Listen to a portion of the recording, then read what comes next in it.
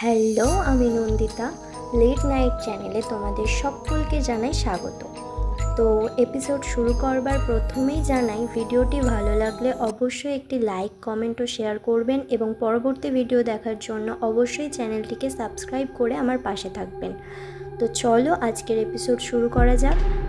আজকে আমি আপনাদের এক ভয়ানক ডাকের কথা বলবো, যেটি হলো নিশির ডাক। গ্রামের নাম ধনীপুর।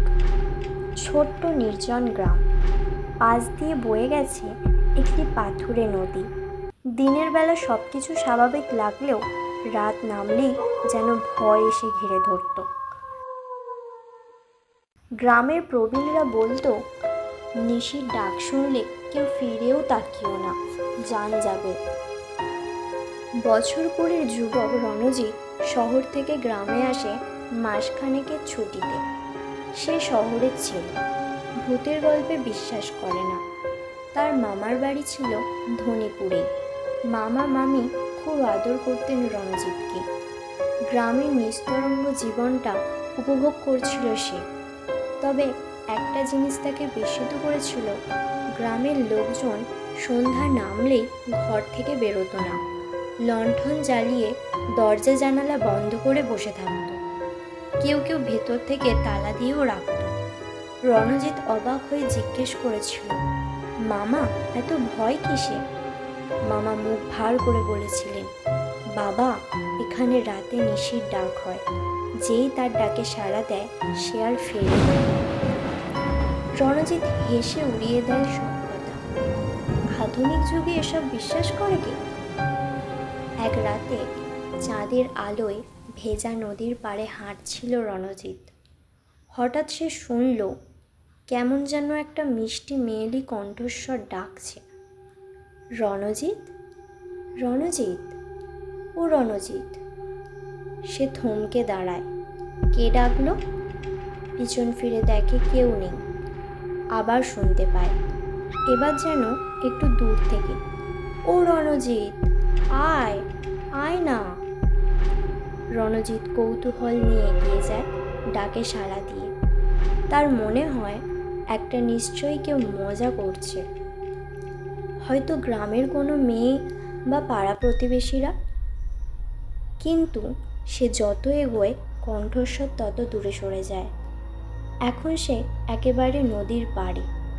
ঝোপঝাড়ের মধ্যে একটা সাদা ছায়ামূর্তি দেখা যায়। সেই মূর্তি তার দিকে পিছন ফিরে দাঁড়িয়ে। রণজিৎ সাহস করে বলে, কে তুমি? নাম বলো। সাদা ছায়ামূর্তিটা আস্তে আস্তে ঘুরে দাঁড়ায়। চাঁদের আলোয় দেখা যায় মুখটা নেই, শুধু কালো ফাঁপা চোখ আর মুখের জায়গায় গভীর এক গর্ত। মূর্তিটা এবার হেসে ওঠে, একটা ঠান্ডা কাঁপিয়ে দেওয়া হাসি। রণজিতের হাত পা ঠান্ডা হয়ে আসে। সে দৌড়ে পালাতে যায়, কিন্তু পা যেন আটকে গেছে। ছায়ামূর্তিটা এগিয়ে আসে, হাওয়ার মতো ভাসে, আর হাড়ের মতো আঙুল বাড়িয়ে বলে, তুই আমার ডাকে সাড়া দিয়েছিস, এবার তুই আমার। রণজিৎ চিৎকার করতে চায়, কিন্তু গলা দিয়ে শব্দ বেরোয় না। চোখের সামনে অন্ধকার নেমে আসে। পরদিন ভোরে মামা বাড়ির সবাই খুঁজতে বেরোয় রণজিৎকে। কেউ জানে না সে রাতে সে কোথায় গিয়েছিল। তার জুতো পাওয়া যায় নদীর পাড়ে। আরও দেখা যায় ভেজা মাটি, যেন কেউ হেঁটেছে ভেতরের দিকে, কিন্তু ফিরে আসেনি। 3 দিন পরে গ্রামের এক রাখাল ছেলে দেখে নদীর ধারে বসে আছে রণজিৎ। চোখ দুটো ফাঁকা, মুখে কথা নেই, হাত পা কাঁপছে। তাকে বাড়িতে আনা হয়। সে শুধু একটা কথা বলেই যাচ্ছিল, ও আমাকে ডেকেছিল, আমি তাকালাম, আমি তাকালাম। রণজিতের এই অবস্থায় শহরে নিয়ে যাওয়া হয় চিকিৎসার জন্য। ডাক্তার বললেন, এই ছেলেটি প্রচণ্ড মানসিক আঘাতে রয়েছে, কিছু ভয়ঙ্কর কিছু দেখেছে বা বিশ্বাস করেছে। তারপর থেকে রণজিৎ আর কখনো স্বাভাবিক হয়নি। সে বসে বসে শুধু জানালার দিকে তাকিয়ে থাকে, যেন কেউ ডাকছে তাকে। গ্রামের প্রবীণ ভোলানাথ কাকা বলেন, ওই ছায়ামূর্তিটা হলো নিশির আত্মা। বছর 60 আগে এক মেয়ে আত্মহত্যা করেছিল নদীতে।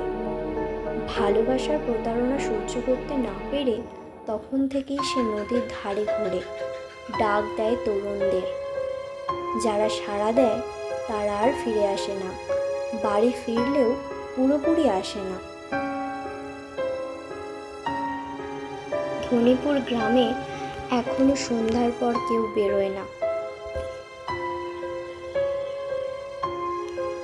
নতুন কেউ এলে সবাই সাবধান করে, নিশির ডাক শুনলে ফিরেও তাকিও না।